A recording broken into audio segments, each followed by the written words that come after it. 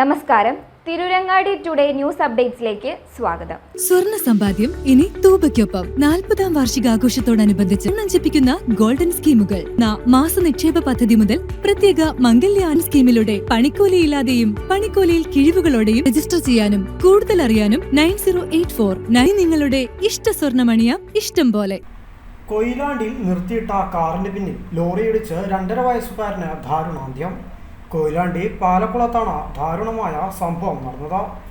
Tyre മാറ്റുന്നതിനായി നിർത്തിയിട്ട കാറിന് പിന്നിൽ പിക്കപ്പ് വാൻ ഉണ്ടായിരുന്നു. ഇതിലിടിച്ച ശേഷം കാറിലേക്ക് ഇടിച്ചു കയറുകയായിരുന്നു. അപകടത്തിൽ വടകര ചേറോട് സ്വദേശിയായ 2.5 വയസ്സുകാരൻ മുഹമ്മദ് റഹീസാണ് മരിച്ചത്. അപകടത്തിൽ 7 പേർക്ക് പരിക്കേറ്റിട്ടുണ്ടെന്നാണ് ലഭിക്കുന്ന വിവരം. ഇവരെയെല്ലാം കോഴിക്കോട് മെഡിക്കൽ കോളേജ് ആശുപത്രിയിൽ പ്രവേശിപ്പിച്ചിരിക്കുകയാണ്. ഏതാനും പേരുടെ നില ഗുരുതരമാണെന്നാണ് ലഭിക്കുന്ന വിവരം. ഇന്ന് ഉച്ചയ്ക്ക് 12 മണിയോടെയാണ് അപകടം നടന്നത്. ടയർ പഞ്ചറായതിനെ തുടർന്ന് റോഡരികിൽ നിർത്തിയിട്ടതായിരുന്നു കാറ്. കാറിലുണ്ടായിരുന്നവർ പുറത്തിറങ്ങി കാറിനരികെ തന്നെ നിൽക്കുന്നുണ്ടായിരുന്നു. ടയർ മാറ്റുന്നതിനിടയിൽ വേഗത്തിലെത്തിയ മിനി ലോറി കാറിന് പിന്നിലുണ്ടായിരുന്ന പിക്കപ്പ് വാനിലാണ് ആദ്യം ഇടിച്ചത്. പിന്നാലെ കാറിനെയും ഇടിച്ചു തെറിപ്പിച്ചു.